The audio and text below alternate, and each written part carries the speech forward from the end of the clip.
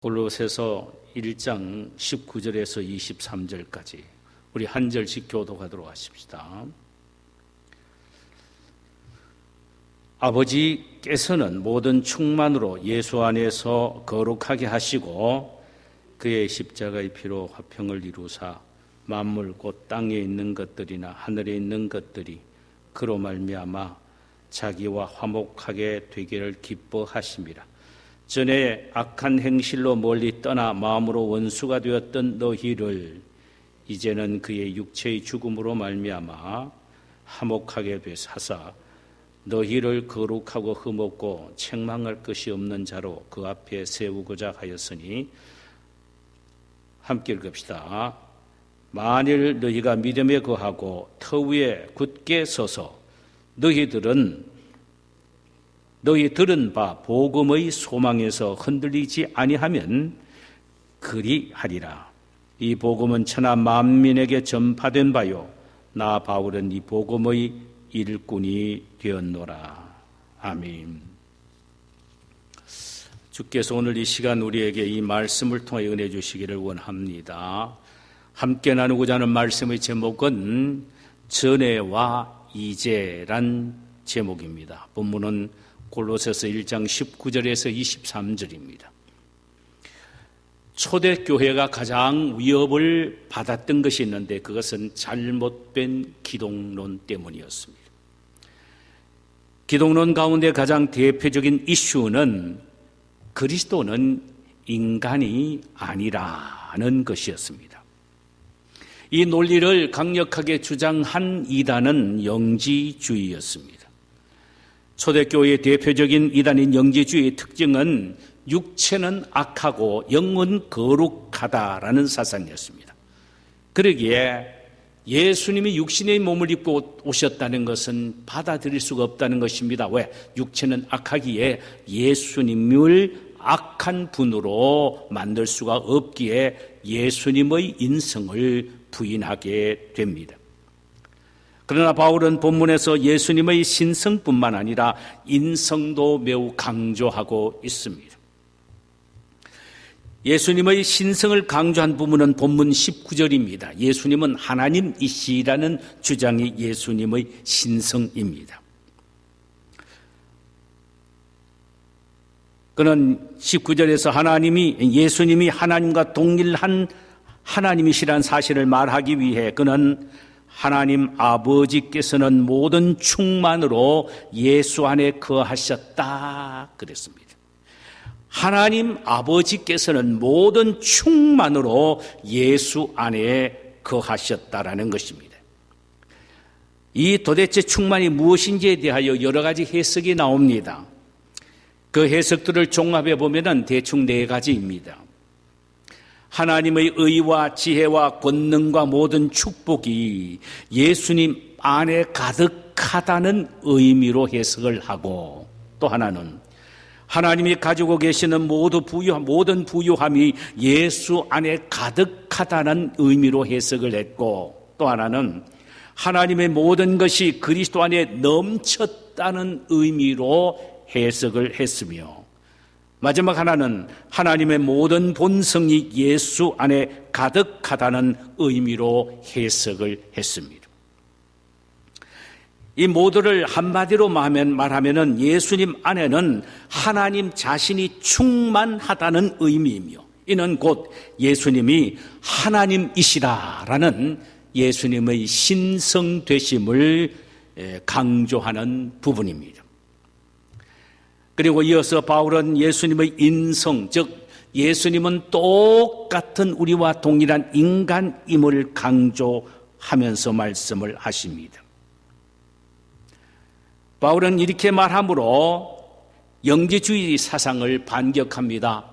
예수님은 인간이 아니다, 인성이 없다, 오직 신성뿐이다라고 주장하는 그들의 잘못된 생각들을 반격을 하기를 시작합니다.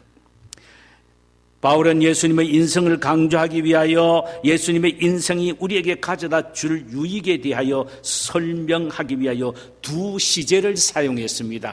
전에와 이제.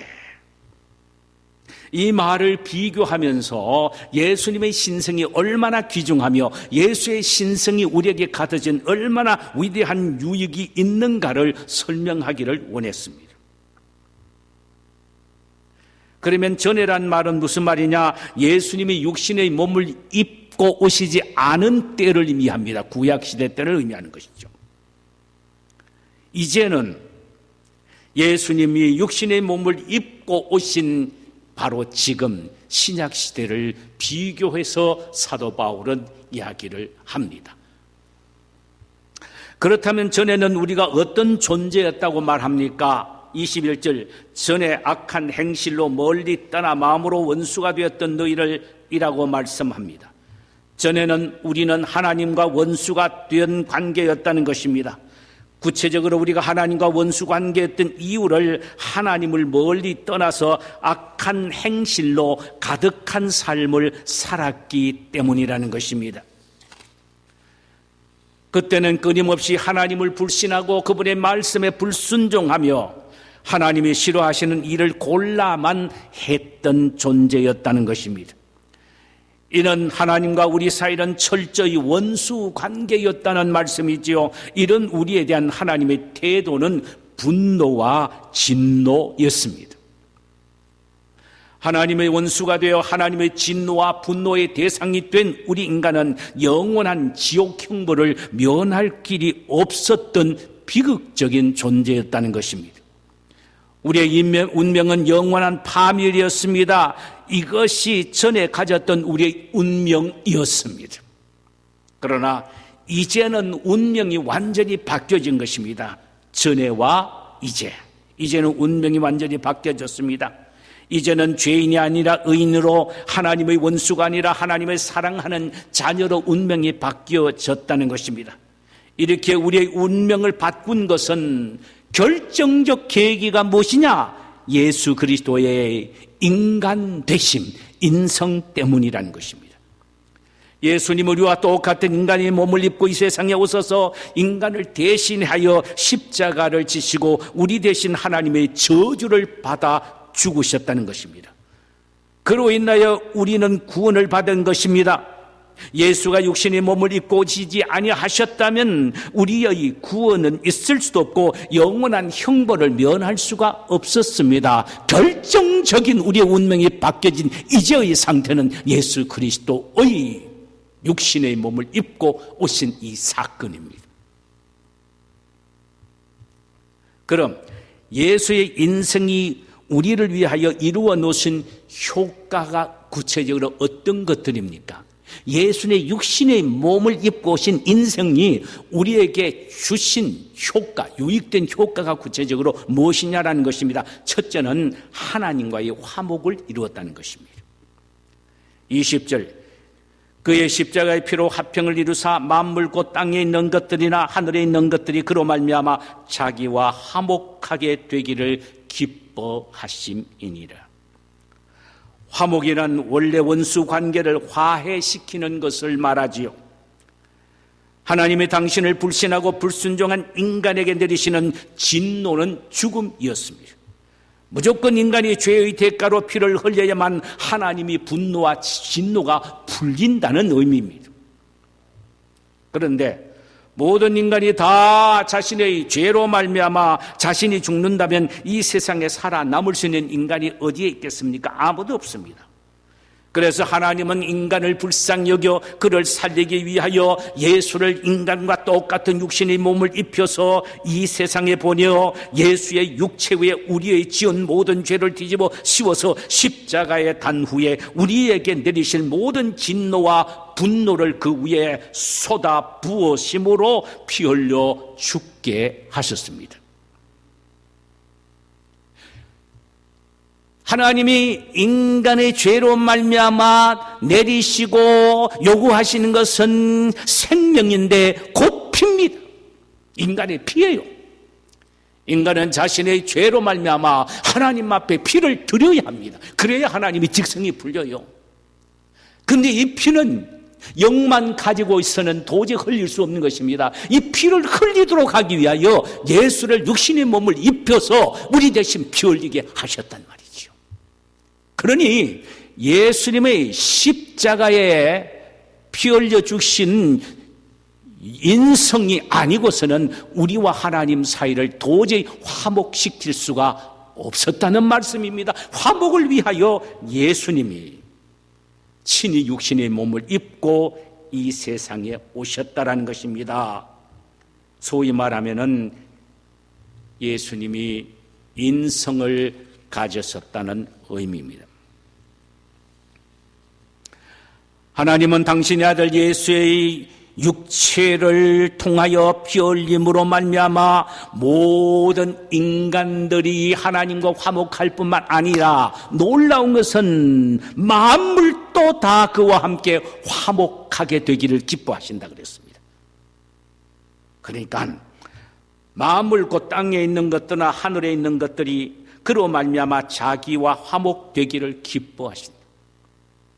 모든 만물은 인간이 죄로 말미암아 함께 저주를 받았습니다. 애매하게 만물이 저주를 받은 거예요. 그러므로 예수 그리스도가 육신의 몸을 입고 인간 대신 피 흘리심으로 하나님과 인간과 화목된 것, 인간의 죄가 몽땅 다 없어지고 의인이 된 이 보증 때문에 자연 만물까지 모든 것도 다 회복되었다 이 말입니다. 얼마나 엄청난 구원의 역사입니까? 이 구원의 역사, 화목의 역사는 인간에게만이 국한된 것이 아니고 하늘과 땅 전체를 포괄합니다. 전체를 포괄하는 무한대의 화목인 것입니다. 하나님은 그것으로 기뻐하셨다 이렇게 말씀하십니다.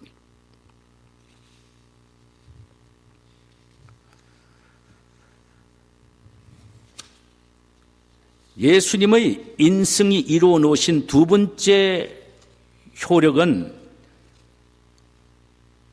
온전한 그리스도인으로 세우게 된다는 것입니다. 하나는 화목이요 하나는 온전한 그리스도인으로 세우게 된다는 것입니다.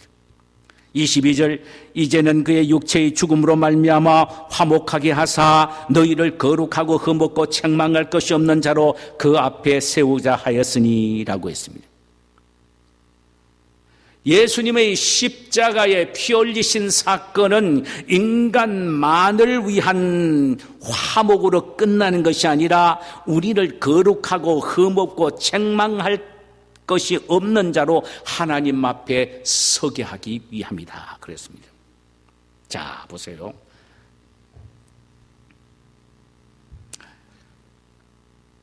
우리에게는요 마지막에 하나님 앞에 설 수 있기 위해서는 참으로 흠없고 점없고 살아가는 온전한 사람으로 변화되고 새롭게 되고 거룩하게 되는 일이 필요합니다. 자, 그렇다면은 아니 도대체 하나님 앞에 거룩하고 의롭고 흠이 없는 사람이 어떤 사람인가? 인간은 몰라요. 이런 샘플을 위하여 흠없고 점없고 거룩한 샘플이 바로 육신의 몸을 입고 오신 예수 그리스도야 이 말이죠. 육신의 몸을 입고 오신 그분이 밥을 먹고 사람과 대화를 하고 행동하고 삶을 살아드리는 그의 행동과 삶 전체가 인간으로 하시는 일이죠. 바로 그 인간으로서의 샘플을 우리에게 보여주시기 위해서 예수님이 육신의 몸을 입고 오셨습니다. 그래서 예수님은 나를 따르라고 말씀하셨고 나를 닮으라고 말씀하셨습니다. 너희들의 신앙과 삶과 인격은 전부 다 내가 모범이라고 하셨어요. 예수님의 샘플입니다. 그러므로 그분의 모습을 본받고 행동하고 생각하고 말하고 살아가는 것, 이것이 바로 우리의 목표입니다. 바로 이런 우리로 하여금 온전한 그리스도인으로 세우기 위하여 분명히 샘플이 필요한 거예요. 그래서 예수님을 육신의 몸인 인성을 주셔서 이 세상에 보내신 겁니다. 그래서 우리의 신앙과 우리의 인격과 우리의 모든 것들은 분명한 샘플이 있습니다. 예수 그리스도이거든요. 그분만 따라가고, 그분 생각한 대로 생각하고, 그분이 말하는 대로 말하고, 그분이 품는 가슴을 갖고 품고, 그분이 행동하는 것을 그대로 따라서 행동하는 것.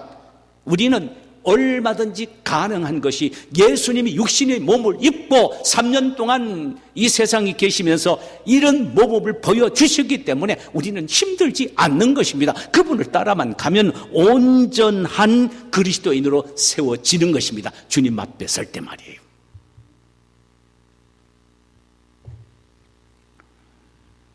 자, 그럼 거룩하고 흠없고 책망할 것이 없는 의로운 모습으로 주님 앞에 서기 위해서는 우리가 어떻게 해야 합니까? 본문 23절을 보면 두 가지로 말합니다. 만일 너희가 믿음에 거하고 터 위에 굳게 서서 너희 들은 바 복음의 소망에서 흔들리지 아니하면 그리하리라. 이 복음은 천하 만민에게 전파된 바요 나 바울은 복음의 일꾼이 되었노라. 여기에서 두 가지인데, 하나는 믿음에 거하고 터 위에 굳게 서야 한단 말입니다. 자, 보세요. 어떤 믿음이냐? 중요합니다. 예수님이 십자가에 달리신 것은 예수님의 인성입니다. 몸입니다. 예수님이 피 흘리신 것은 예수님의 인성인 몸입니다. 나의 하나님 어찌하여 나를 버리셨나이까 라고 하면서 절규하신 것은 예수님의 육신의 몸입니다. 내가 목마르다고 외치신 말씀은 바로 예수님이 인간으로서 갖는 애타는 목마름의 모습을 보여주는 몸입니다. 그러니까 여기 믿음은 어떤 믿음을 말하느냐? 육신의 몸을 입고 이 세상에 오셔서 예수님이 나를 위하여 십자가에 피 흘려서 죽으신 놀만한 날만한 구속 사건에 대한 믿음입니다. 이 믿음이 흔들리면 안 됩니다. 이 믿음은 가장 기본적일 뿐만 아니라 마지막까지 지켜야 할 절정입니다.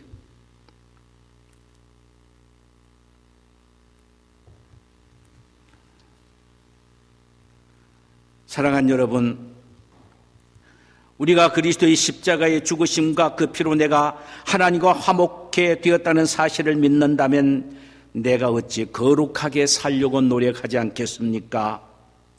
예수님의 십자가는 우리의 거룩의 근거이며 의로움의 원천입니다. 그러므로 우리가 주님의 십자가를 사랑하고 묵상해야 할 이유는 거룩함과 흠없고 책망할 것이 없는 자가 되기 위하는 데 있습니다. 또 하나는 그리스도 안에 있는 소망을 끝까지 굳게 지켜나가는 것입니다. 어떻게 하면 주님 앞에 의롭고 거룩한 모습으로, 흠없는 모습으로 설 수 있을까? 그러기 위해서는 두 번째는 그리스도 안에 있는 소망을 끝까지 지켜나가는 것입니다. 첫째는 그리스도의 십자가의 구속사건을 굳게 믿는 것입니다. 두 번째로는 그리스도 안에 있는 소망을 끝까지 견고히 지켜나가는 것입니다. 즉, 들은 바 복음의 소망에서 흔들리지 않는 것을 말합니다. 여기서 말하는 복음의 소망이란 주님께서 재림하시는 날 모든 믿는 자들이 소유하게 될 궁극적인 완전한 구원을 의미합니다. 예수님이 이 세상에 오실 때는 설령 죽은 자는 무덤이 열리고 다시 부활하는데 영광스러운 완벽한 구원의 모습으로 서게 되는 것입니다. 또한 살아있는 사람들은 예수님 재림의 모습을 보고 만나게 될 때는 온전히 변화되는데 그 모습이 완전하고 궁극적인 구원의 모습입니다. 마지막 때 주님 앞에 섰을 때 우리 모두는 우리의 믿음과 행한 일에 대하여 칭찬을 받게 될 것이며 상급과 면류관을 받게 될 것입니다. 이에 대한 소망을 가질 때에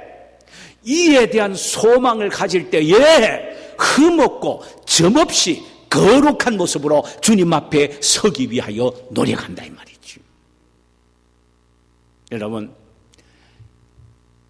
우리 주님 예수님이 이 세상에 오실 때의 모습을 우리 믿는 하나님의 자녀들은 신랑을 맞이한 신부의 모습과 동일하다라고 말합니다. 그리스도와 만나는 그 순간을요. 그런데 결혼 날짜가 다가온 신부가, 아니 결혼 날짜인 그날이 어디 가서 남자친구들하고 밤새도록 술 먹고 놀고 머리는 흐트러진 채 몸은 아주 이상한 그렇게 정결하지 못한 채 해서 결혼식 날 신랑을 만난다 해보세요. 그게 말이 됩니까? 마지막에 우리 주님 예수님이 신랑으로 우리 앞에 오실 때에 우리가 흠없고 점없이 거룩한 모습으로 그 앞에 서기 위해서는 어떻게 해야 합니까? 거룩한 삶을 살아야 된단 말이죠.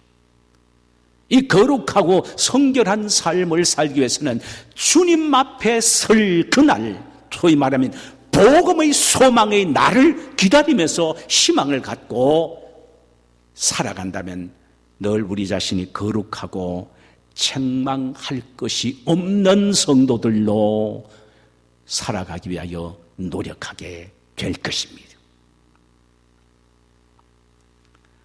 사랑하는 여러분, 우리는 옛날 사람이 아니라 이제 하나님과 화목이 되었고 그리스도 안에서 평안을 누리는 사람들이 되었습니다.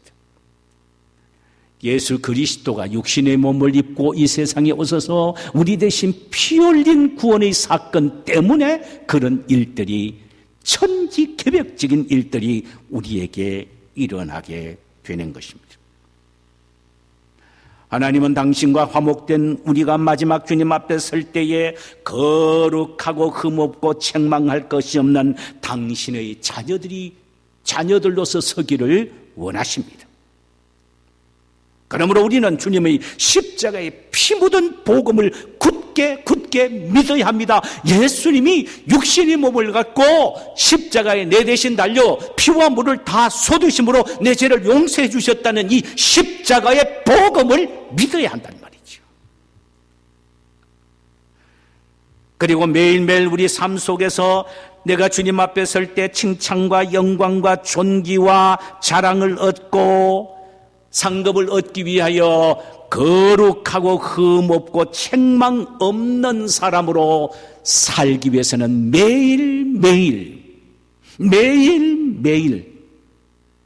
마지막에 주님 앞에 설 때를 생각하며 묵상하며 우리 자신을 거룩한 삶으로 추구하는 인생을 살아야 한다는 말입니다. 우리 모두 이런 삶을 살게 되는 성도님들이 되시기를 주님의 이름으로 축원합니다. 자, 우리 찬송 한 장 부르십시다.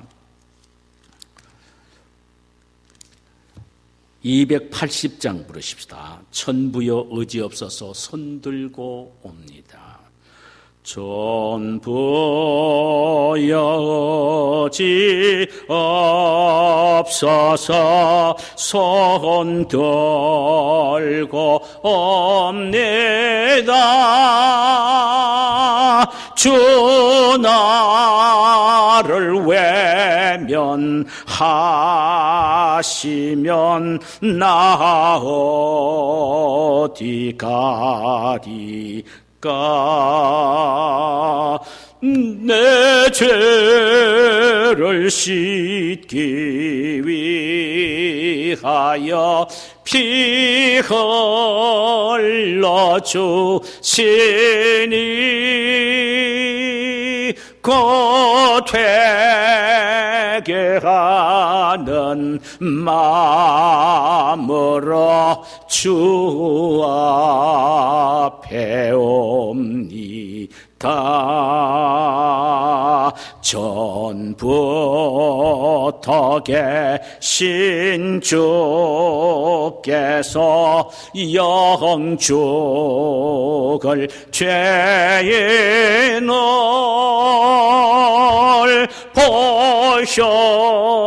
보혈로 구해 주시니 그 사랑 사랑하옵네. 내 죄를 씻기 위하여 피 흘러 주시니 아멘. 곧 회개하는 마음으로 주 앞에 옵니다. 나 예수 의지함으로 큰 권능 받아서 주님께 구한 모든 것 늘 얻겠습니다. 아멘. 내 죄를 씻기 위하여 피 흘려 주시니 곧 회개하는 마음으로 주 앞에 옵니다.